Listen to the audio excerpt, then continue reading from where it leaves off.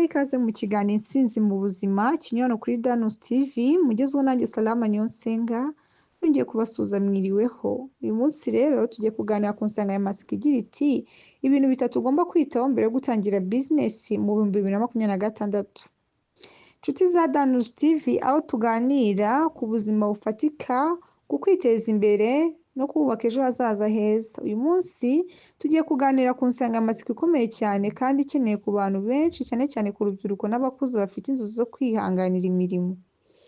Abantu benshi bifuza gutangira business muri 2026, ariko ikibazo gikomeye ni uko benshi batangira batiteguye, bakaza guhura n'imbogamizi z'ibicantege, bakavuga bati business yarananiwe, nyamara mu by'ukuri batari biteguye neza. Niyo mpamvu uyu munsi tugiye kurebera hamwe ibintu bitatu by'ingenzi ugomba kwitaho mbere yo gutangira business muri 2026, kugira ngo utazatangira uhutiyeho cyangwa wihuse, ahubwo utangire uzi aho uva n'aho ujya. Twihuse cyane, ikintu cya mbere, imitekerereze yawe, mindset. Business itangira mu mutwe mbere yo gutangira mu mufuka. Ikosa rya mbere abantu benshi bakora ni ugutekereza ko business itangira mu mafaranga. Oya, business itangira mu mitekerereze. Niba utekereza neza mu bintu bisobanutse, niyo wagira amafaranga ariko utatekereza neza, nta kintu yakumarira. Business yawe n'ubundi ntiyaramba.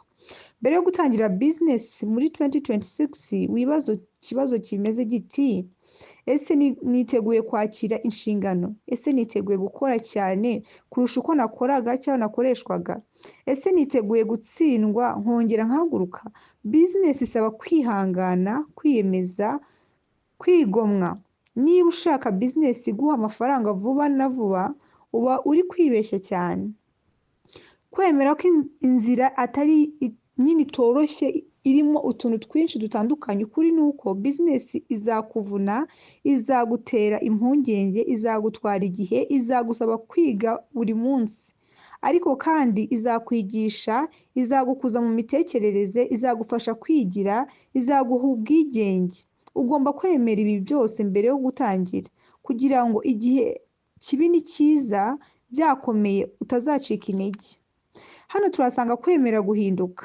Umuntu utiteguye guhinduka ntakwiye gutangira business. Isoko rirahinduka, abakiriya barahinduka, n'ibyifuzo birahinduka. Niba ushaka gutsinda muri 2026, emera kwiga ibintu bishya, emera guhindura uburyo ukoramo, emera kwakira inama. Imitekerereze yawe ni ishingiro rya business yawe. Icya kabiri rero ni igitekerezo n'isoko. Ntutangira business kuko abandi bayitangiye. Ikosa rikomeye ni ugutangira business kubera ko inshuti yawe yayitangiye, wayibonye ku mbuga nkoranyambaga, abandi bavuga ko ibamo amafaranga menshi. Business nziza itangizwa n'ikibazo kiboneka ku isoko, si amarangamutima. Wibaza uti ni iki abantu bakeneye, ni iki kibababaza, ni iki bashobora kwishyura? Iyo utangiye business idakemura ibibazo, irapfa niyo yaba ufite amafaranga menshi. Menya neza isoko ryawe. Mbere yo gutangira business muri 2026, ugomba kumenya abakiriya bawe ni bande, barihe, bakeneye iki, bafite ubushobozi bwo kwishyura gute. Business itamenye isoko iba yubatswe ku mwuka cyangwa ku muyaga. Ntugomba gutangira uvuga uti abantu bose ni abakiriya banjye. Oya, hitamo neza aho ugomba gukorera, neza aho ugomba gutangira iyo business yawe, ndetse n'aho ibyo ugiye gukora bikenewe. Tangira bito, wige isoko. Ntugomba guhita ushora byinshi. Tangira kuri bito, wige, ugerageze, ukosora amakosa yawe buri munsi. Isoko niryo rizakwigisha nyine uko ugomba gukora, bitewe n'ahantu uri gukorera ndetse na sosiyete urimo. Isoko rizakwigisha igiciro cyiza, ubwiza bw'ibikenewe, uburyo bwo kuganira n'abakiriya. Business ikura buhoro buhoro, si muri ako kanya gato ngo ibintu byose bise bigenda uko ubishaka cyangwa uko wabitekerezaga. Oya, business irakwigisha, bikagusaba kwiga buri munsi uko wakira abakiriya, icyo bakeneye, icyo bifuza, bikagutera nyine kugenda wiga umunsi ku wundi bitewe n'ahantu uri ndetse n'igikenewe aho ngaho. Icya gatatu rero twihuse, ni imicungire y'amafaranga n'imyitwarire myiza.